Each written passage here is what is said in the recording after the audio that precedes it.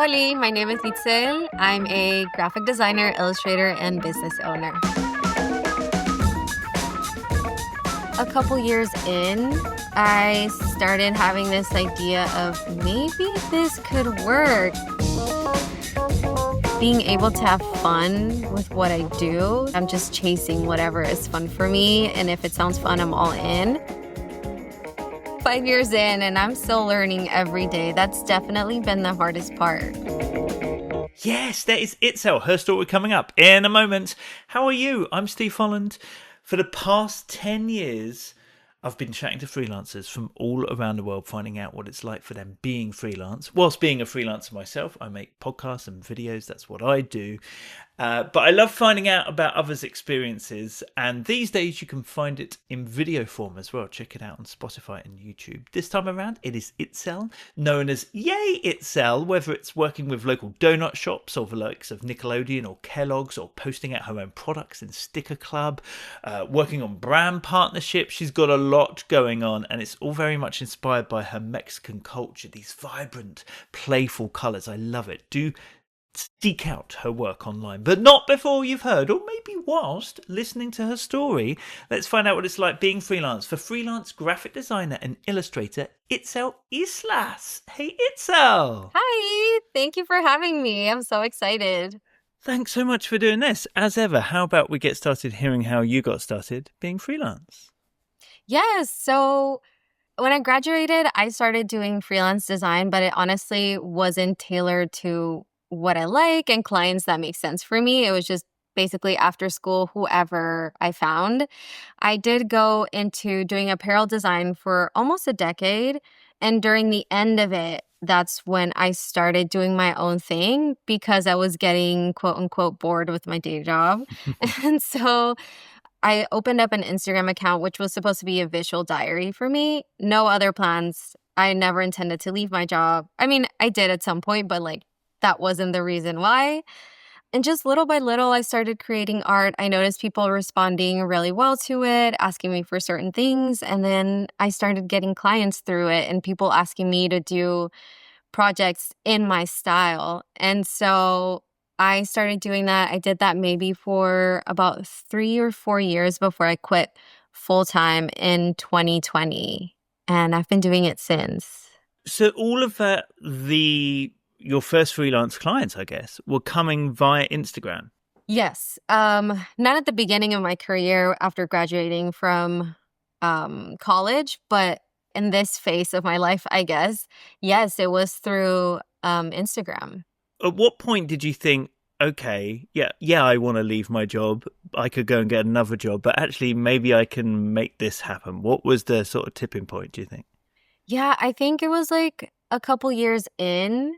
I started having this idea of maybe this could work. I'm starting to see a good response from people because from the beginning, I've kind of seen everything I do as a big package of what is my business and how I sustain myself as an artist. And so I was seeing a good response from my social media. So people were liking my work. People were asking me for merch. So that was my shop component. And then I was also getting clients. And so, yeah, it just got this little idea in my head of maybe this could work. And what sort of thing was the client work? I do a lot of branding. So I'm primarily a graphic designer. So I've done a good amount of logos. I really enjoy them. And that's one of the main things that I do. That and also working with businesses to design their apparel. So one of my ongoing clients is this shop here in San Diego called Barrio Donas, and they're a donut shop. And so I redid their entire branding, which was really, really fun. I've done packaging for them. So their donut boxes, the wrapping paper, the cups, and t-shirts for them to sell. And so that kind of gigs. And they were coming to you. So were they seeing you, would you create your own versions of those kind of products or characters, or what was it that was they were then asking you for? Was it something you were already doing? Yeah, I think it was my illustration style. It's been a combination of people that gravitate towards my illustration style They like the fun, the playfulness, the colorfulness. And also I've had like the amazing opportunity to work with a lot of business owners and clients like myself. So there are people that either grew up also in Tijuana or they're also Mexican and they're in the US. So I think there's just this we're a similar type of person, and so they gravitate towards me. And by the way, how long have you been in the States? Oh, I've been here for a while now. I think I used to be like, sadly, I've been here longer than I was in Mexico, but I've been here, oh my gosh, almost 20 years probably. Okay. Oh, right. So all of your sort of career and stuff that Yes. we're talking about has been... Yes. Okay. Yeah. What I love, though, is that people then... Or maybe you do have a niche of industries, but it sounds like the niche, if anything, is your style that people want, that colourful, vibrant style that you have.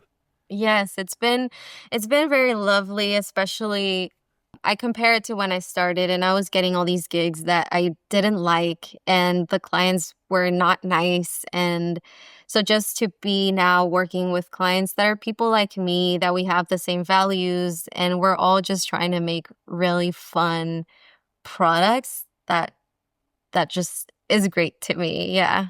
So fulfilling. So as well as clients like the donut, I mean, God, I wish I could work for... No, it's probably a good job I don't work for a donut shop, to be fair.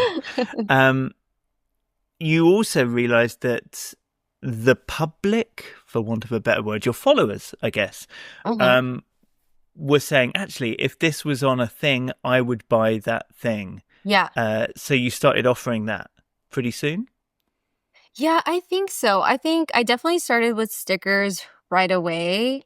And then it grew kind of into keychains and it just kept going from there because now I have like berets and mugs and socks and just basically I do my shop in the way of I always say that cheesy Pinterest quote of create the things you wish existed. So it's kind of been like, I want this thing and it's not out there. So then I'm going to make it and hopefully the people that like my work will buy it.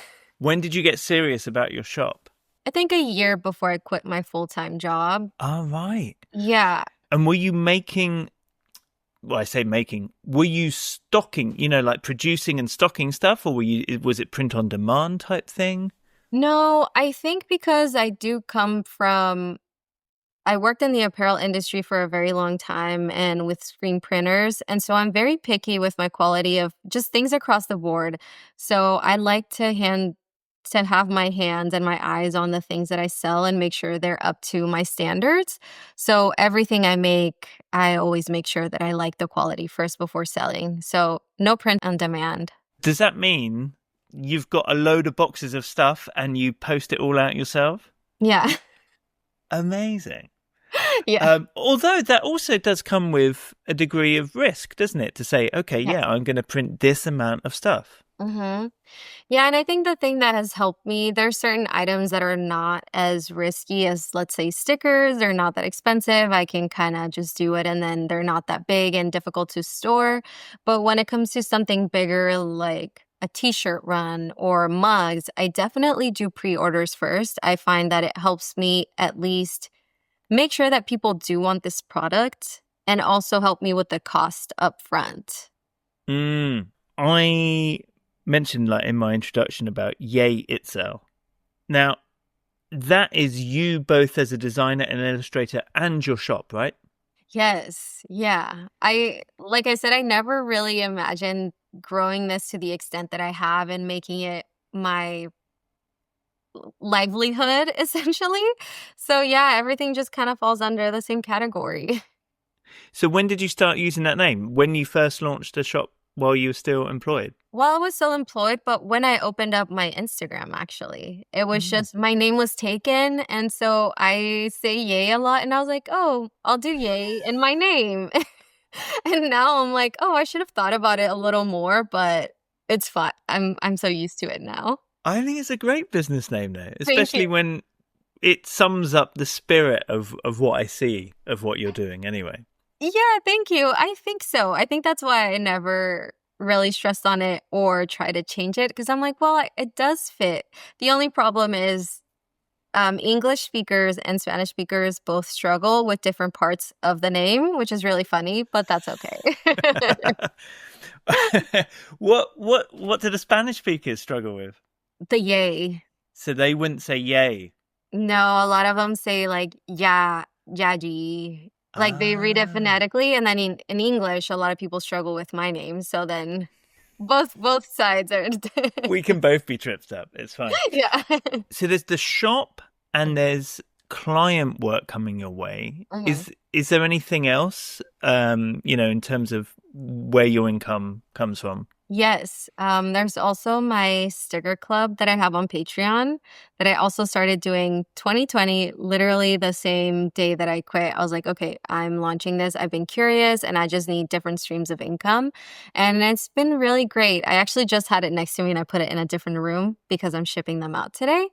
But it's the sticker club. So I ship a sticker out monthly and with a handwritten note. There's that. And then there's also my partnerships. So I work a lot with like Adobe and Wacom doing social media, like video work essentially. Did they come to you as well? Mm-hmm. Man, that must have felt nice. How long have you been doing that?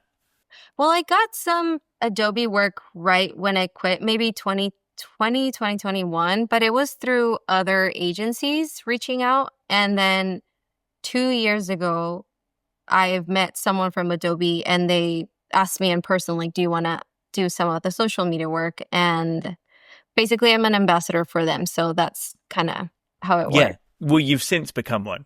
Yes. Yeah. Right. But at that point, they were seeing what you were doing on your socials.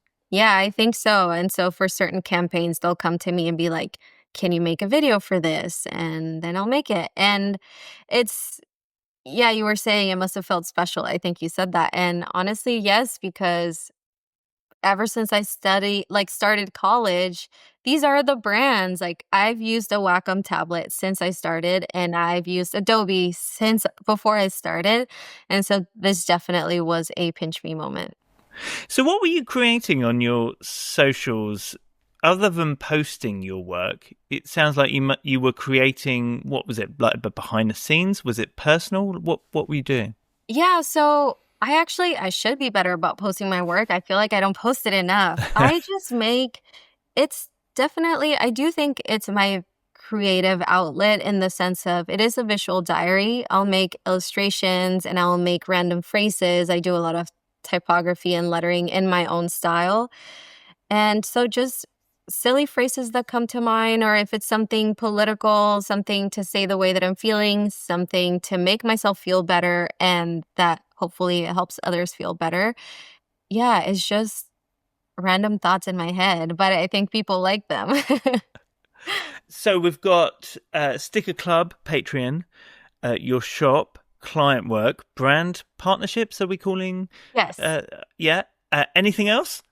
Yeah, so in-person events, I do pop-ups. I love organizing and keeping myself busy. So, yeah. So what sort of you mean like a pop-up shop or working at events? No, a pop-up shop, so I'll bring my stuff, but I also love a good event and I love food, which I think is how I've ended up working with a lot of like the donut people and just different clients in that realm. So I'll get a coffee shop owner, a food person, I'll get different artist vendors, and then I'll pop up myself in a shop. And so I like coordinating those events. So that's one of them. And then I think the last one is workshops and talks, but they kind of all fall into like under kind of the same. But yeah, I'm doing a bunch of things. I like to keep myself busy. And the workshops and the talks are Mhm. also, I guess, then spreading your brand, your Yay Itzel. Yeah. Yeah, the talks are really fun. I just did one in Tijuana, which was really special because it was the first time I got to talk in the town that I grew up in. That was for Design Week, and it was really fun. Yeah, it was just me telling my story. How did you feel about that though? Like when you were first asked to do a talk, or were you pitching to do talks? No, I got asked to do a talk. I've done a few also under Adobe. I really enjoy them. I'm frightened every time. I am shaking, even though people seem I always get asked how I'm so confident, and I say, oh, I am seconds away from blacking out, so I'm fooling you. But I really like connecting with people, and so I find that as a really good way to connect with a lot of people at once. Mm. So a lot of this is coming your way Mhm. because you're putting yourself out there online. Yes. Do you also reach out to people you might want to work with? I actually haven't. Till right now, I just reached out to a brand because I just thought it was fun. And I think I'm in a place where I want to start reaching out to certain bigger brands and just seeing, or brands that I feel like I could do some fun work with them and have fun collaboration. So I hadn't before, but I'm definitely in that stage now. In that instance, would you create something that can show them what you can do for their brand? Or are you just emailing them? Or are you trying to get to know people? I have been emailing or DMing, and then I show them my work, or I attach my account is attached to my DMs. But also, if I email, I'll include like my Instagram and just talk a little bit about who I am and my idea. And I haven't heard back yet, so we'll see. But I will say, I do, yes, I do. I feel like during college, I always was scared of networking, or it always seemed so daunting the way it was presented. And I've really found that my best networking has happened going to my local coffee shop and talking to the barista, or getting to know the owners and the restaurants that I like, and also just sliding into people's DMs and being like, hey, I love what you're doing. And work has come out of that. So even though I haven't necessarily been like, can you hire me? I have made it a point to make a connection with the people that I like and the people whose work I like. Yes, back with Itzel in a moment. If you're enjoying this, please do share it with other freelancers, spread the word. And if you head to beingfreelance.com, you can get my tips and thoughts all about freelancing to your inbox with my newsletter. Also at the website, you'll find my course for new freelancers and the Being Freelance community. Come and hang out with others who get what it's like being freelance, doing what we do. Don't wait any longer. Why not give us a try? Come to beingfreelance.com and say hello to the rest of us. All right, back to Itzel's story. How about the way you manage your workload, especially because there's what five at least streams of things going on. I think I'm not always doing all of them. Like, I'm not always doing talks or workshops or even the pop-ups. I'll do like maybe 5 pop-ups a year. So they're very spaced out. Same with the talks and the workshops. My day-to-day is the shop, which honestly, I just took a little step back and I'm getting back into it because it was getting to the point where I felt like I was doing too much and I needed a little time off. So now I'm approaching the shop in slightly a different way. I'm just trying to find a balance without burning myself out. How are you doing it differently? I am not shipping out every day. I normally shipped out several times a week, if not every day, if I could.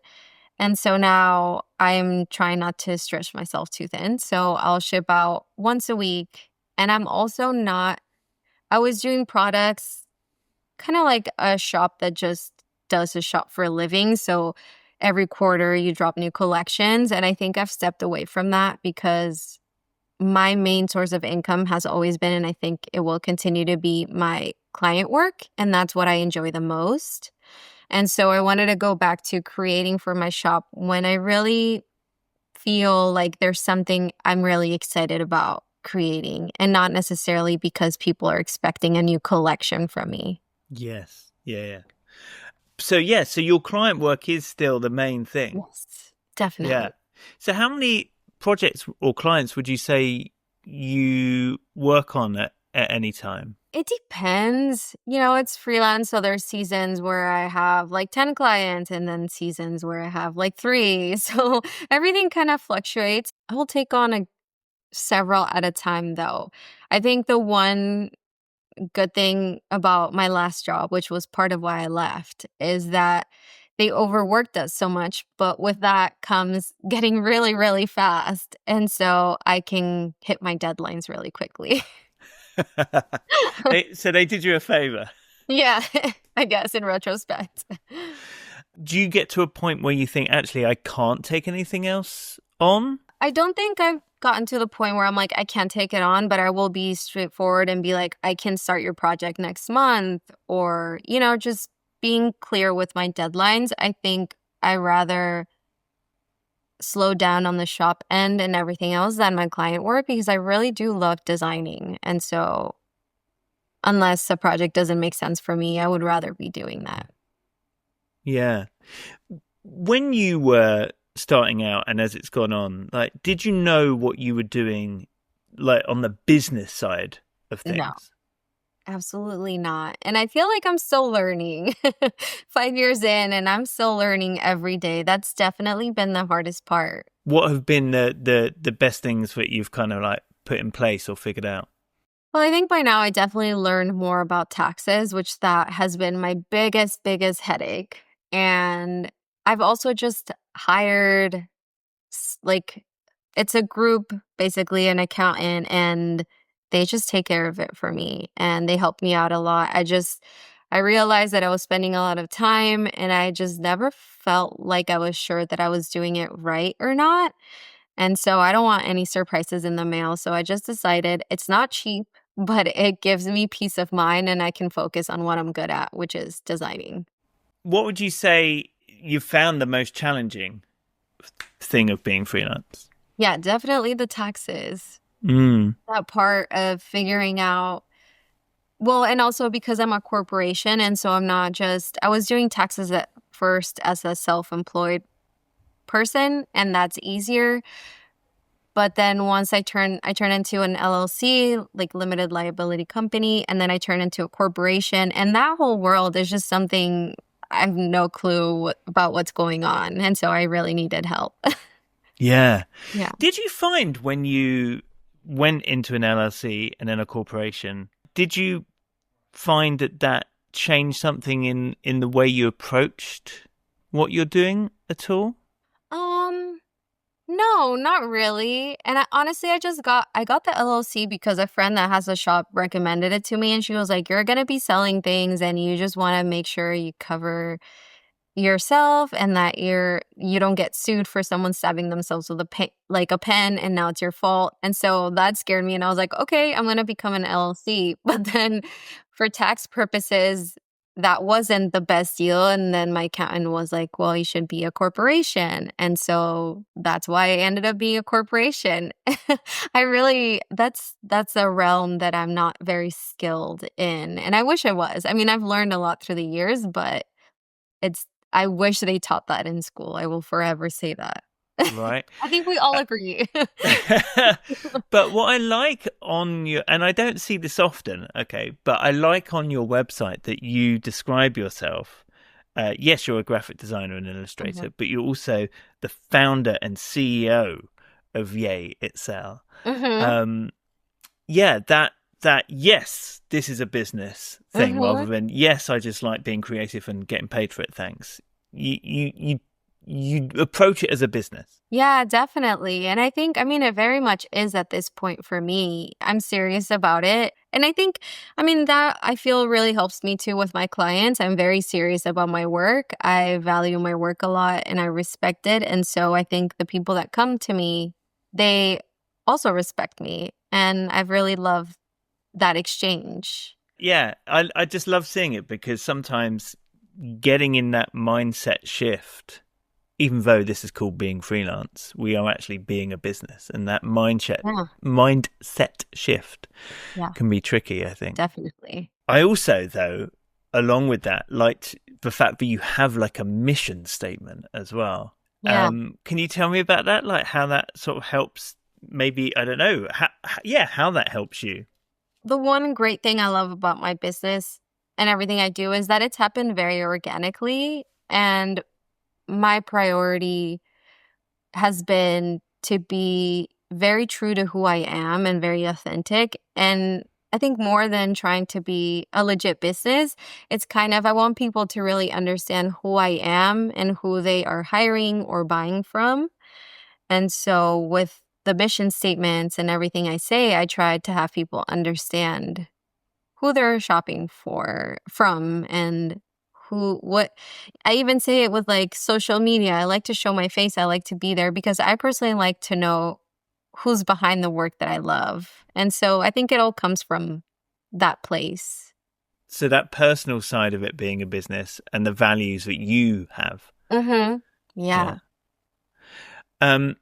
Do you have any, I don't know, business coaching or a community that you're part of or mentors along the way? No, I don't. And I have friends that do, and I've always wondered, do I need a business coach? So that's still a question I ask myself. So no, I don't. Maybe I should. No, well, I mean, it seems to be going very well, doesn't it? Yeah. I think people like it when I ask that question because they think, okay, like what's behind this person, basically, like what's Yeah. behind what they're doing. And sometimes, oh, okay, if I don't find out about the certain people might be part of a mastermind, or they have a Yeah. co-mentor, or they've Mm-hmm. had a succession of coaches, and actually that starts to make you think, oh, okay. But equally, sometimes I haven't had a coach either, and I'm like, oh, Yeah. should I have? I know. So your client work is often branding, Mm-hmm. creating apparel for people, but I'm sure I've seen you doing murals as Oh, yeah. well. Yeah. And I've really enjoyed that. At first, I did not, but I really like them now. So again, that was just when people come to you asking. Yeah, and it was mainly clients that I worked with. So it was like the donut shop. I've done 3 murals for them, and they opened up new shops and they wanted the branding to be cohesive. They had a wall they wanted me to paint it. And then there was another business that I really love called El Cholo's Kid, and I did her logo and I've done design work for her. And so once she opened her first brick and mortar, she reached out and she was like, "Hey, I have a big like front. Do you want to like storefront? Do you want to paint it?" And I was like, "Sure." And so it's kind of been like that. I definitely haven't seeked out mural work because I was very intimidated at first by it. And I mean, I still like I won't say I still am, but it's still not like designing. I feel like designing is second nature for me now, and painting is a different realm. So, but I've definitely got it way more comfortable with it. Well, they look really cool. Of course, you should go take a look if you're not already following Itzel's Instagram. I'll put a link, of course, in the show notes. You need to go follow along and take a look. Now, how about the work-life balance side of things? How do you find you doing with that? Honestly, way better now, but there's times where there's a lot of work, and yeah, I don't know. I think I've always worked a lot. And I think I see that with a lot of the people that are self-employed, that have their own businesses. It's just kind of part of it. I do think I have a better work-life balance than when I had my full-time job because I was working full-time, my 40 hours, and then I was coming home and then I was designing until nighttime. And so at least I don't do that. I work a lot, I work really hard, but I give myself time to play a lot as well. Like if a friend wants to grab a cup of coffee or a cup of wine, unless I have a deadline, I won't, but I'll just leave and maybe I'll take half a day off and it's fine. I can work a little bit on Saturday or whenever. So I try to give myself a lot of time for play. I think that's very important for me in just not burning out and staying motivated. Yeah. And are you someone who has goals, like, and works towards them? Yes, I think so. At the moment, I'm trying to figure out what my next goals are. I'm not gonna lie. Besides like having dream clients and whatnot, I am trying to figure out what my next goals are with the business. But yeah, normally I am. But I've been very fortunate because everything has happened in such an organic way. And for me, the most important thing is being able to have fun with what I do. So I think I always joke that I'm just chasing whatever is fun for me. And if it sounds fun, I'm all in. So yeah. That sounds like a good way to run a business and a life. Yeah. Yeah. All right. Now, I always do this thing, Itzel, where I ask for 3 facts about yourself to make 2 true, 1 a lie, and let me figure out the lie. What do you have for me? Okay. Growing up, I used to love going and swimming with dolphins. I speak 3 languages. And my third one is that for a second there, I almost lived in Brazil and in Canada, but instead, my family and I came to the States. Now, I don't know enough about Mexico. Do you have dolphins? Do you have dolphins? Do you? Well, yeah, you're nodding. I mean, you would be nodding because whether this is true or a lie. So, but they would come in close enough that you could actually go and swim with them? Yeah. How often would that happen? So I used to travel a lot to the, it's called Isla Mujeres. It's not where I grew up, but it's in a different part of Mexico that my parents love traveling to. And so you can take little boats and then there you can dock and like swim with the dolphins. It's a whole attraction. Number 2 was 3 languages. So English, Spanish, And French. Mm-hmm. And have you been to France? Yes, I have. Where did you go? So I did a Europe trip. And in France, I only went to Paris. Right. Mm-hmm. I don't know how to test that. I mean, that's possible, isn't it? Okay, and then the third one was you're from Mexico, you live in the States, but you almost live in Brazil or Canada. So what? Your family decided to up sticks? Yeah, so basically I grew up in Tijuana. My parents loved Brazil for some reason, and I actually haven't visited. I would love to one day, but they loved it so much that they considered moving. Then a lot of my family from Mexico moved to Canada. And so that made my parents think like, maybe we should move there too. Because at the time, there was a period of time when I grew up that things were dangerous in the town that I was in because of the drug, like the cartel. Mm-hmm. But we didn't move. And we ended up moving just 20 minutes north, which is to San Diego. Ooh, okay. I mean, why? I mean, that can be, of course, that can be true. I don't know whether with dolphins you think, here's a sucker, this English bloke who probably No. they don't have much in the sea off of the UK. I'll throw in the word dolphin and he'll think that's true. But did you go swimming with dolphins? Oh, I don't know. 3 languages. 3 languages, you see, that sounds absolutely plausible because you haven't said 5. You haven't said 10. 3, and clearly you can speak 2. I know that. Yeah. So, because English isn't your first language, remarkably. So, why not French? So, I think the 3 languages is true because if it was a lie, I think you'd have picked more. Brazil and Canada. Okay, no, I think the dolphins. This is where it's going to turn out. It's true, isn't it? But anyway, dolphins is the lie. Correct. Correct. Have you ever swum with dolphins? I have not, but that's a true thing. You can swim. You can. Okay. I haven't. And I'm in San Diego. There's a lot of ocean. There's a lot of beautiful beaches, but I'm not a beach person. So I don't think I'll be swimming with dolphins anytime soon. Yeah. Yeah. So, Itzel, if you could tell your younger self one thing about being freelance, what would that be? I would just say keep being authentic, keep being you, and opportunities will come. Well, it's worked so well so far. Thank you. Wise words. Itzel, thank you so much. Go to beingfreelance.com. You'll find links through so that you can see Itzel's work online. For now, Itzel, thank you so much and all the best being freelance. Thank you so much. This was so fun. That's it.